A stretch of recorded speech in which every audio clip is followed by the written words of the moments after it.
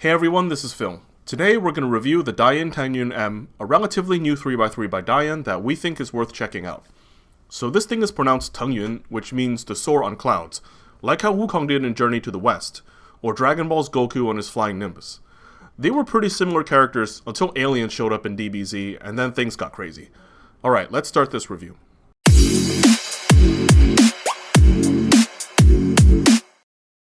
The DaYan brand first rose to global prominence in the summer of 2010 with the release of the Guhong 3x3, a cube that quickly gained a reputation for being one of the most dominant during its time.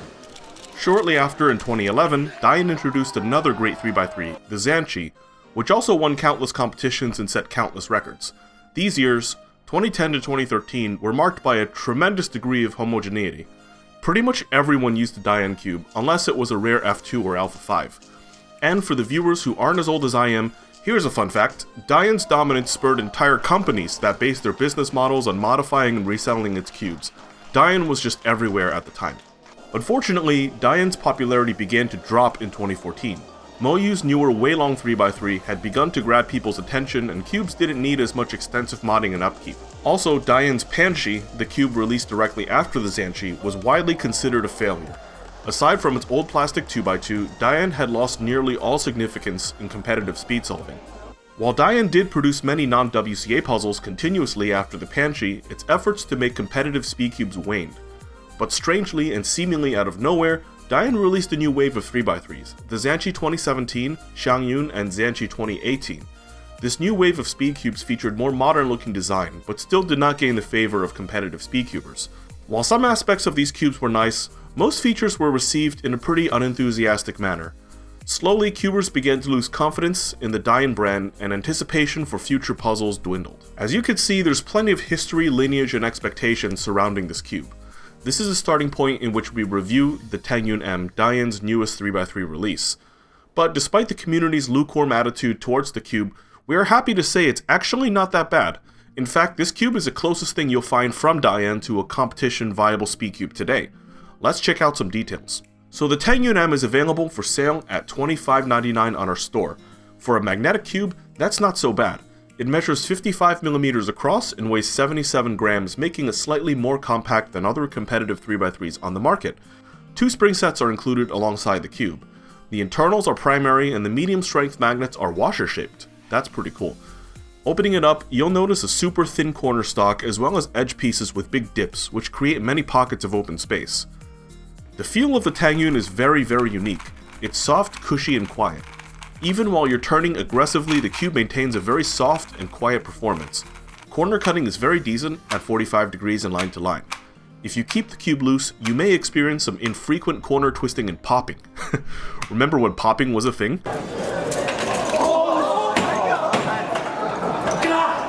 Another thing to note is the TengYun's natural speed.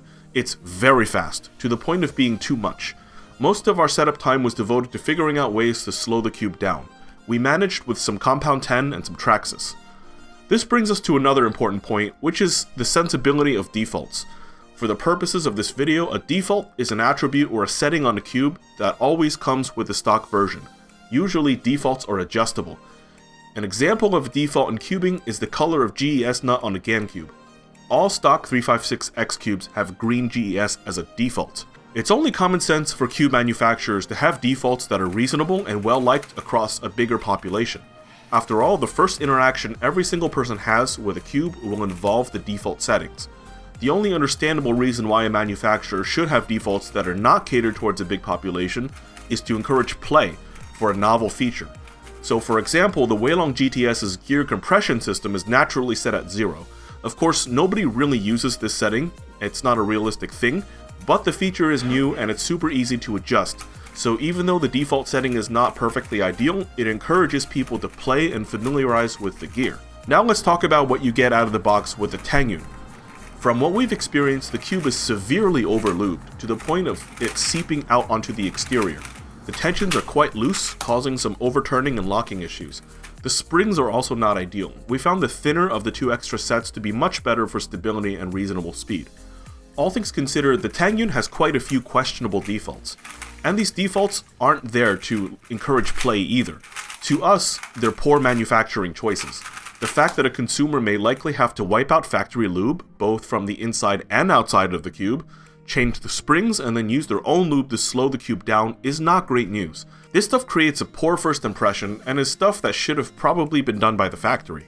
And honestly, DaYan can't afford bad first impressions given its history of recent underwhelming releases. Now, it's no secret that our opinion of the cube out of the box is at best lukewarm.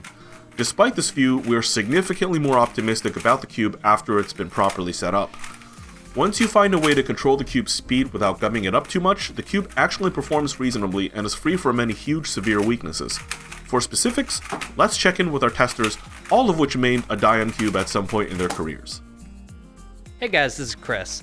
I'm just going to be blunt right off the bat and say I just don't like this cube. There are very few traits about this cube that I think are appealing to top level solvers, and for me personally, there is nothing that I like about this cube.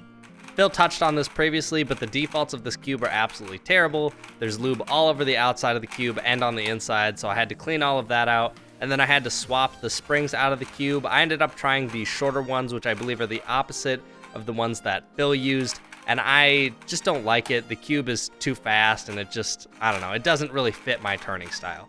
One thing that is kind of funny is when I was doing my average of 100 on the TengYun for this video, I stopped and then went to do the average of 100 on my GAN, and the TengYun is so not good for my turning style that it made my GAN feel absolutely incredible, and I managed to get my first sub-8 average of 100, so I thought that was pretty cool. So I guess the TengYun is good if you want a cube that makes your main feel even better, because the TengYun is so bad. Okay, really, the TengYun isn't that bad, but for me personally, I don't like it, and I don't think it is personally worth looking into, especially if you are satisfied with one of your current mains. So yeah, not a fan of this cube at all. Hey guys, what's up? It's Jesse, or JRCuber. The TengYun M from DaYan has brought back a lot of nostalgia from past cubes for me. For one, taking it out of the box immediately brought me back to when cubes always came drenched in lube and just had the worst tensions and overall setup out of the box. My first thoughts were that the cube seemed to have potential but was really not all that good at the moment. To set the cube up, I wiped out a whole bunch of the lube and put in quite a bit of lubrical silk. I also changed the springs to the stronger tension ones, which I actually prefer, and lubed the core with weight 4. The resulting cube turned out to be even better than I was hoping it would be. The stronger springs give the cube more of a hard, snappy feel over a soft, pillowy one, but I actually really like it. The cube is super fast and responsive and has some of the best corner cutting I've seen lately. And the thing that I was really hoping was that the overall feel of the cube would remind me of the old DaYans, and it really does. The major problem with the cube is that the magnets are just too weak for me. I found that the cube isn't quite stable enough on its own to make up for the lack of magnet strength, which just makes me feel a bit less confident with this cube over my main. So while this won't become my main, I've been really surprised with how much I actually like it, considering I really wasn't expecting it to be very good.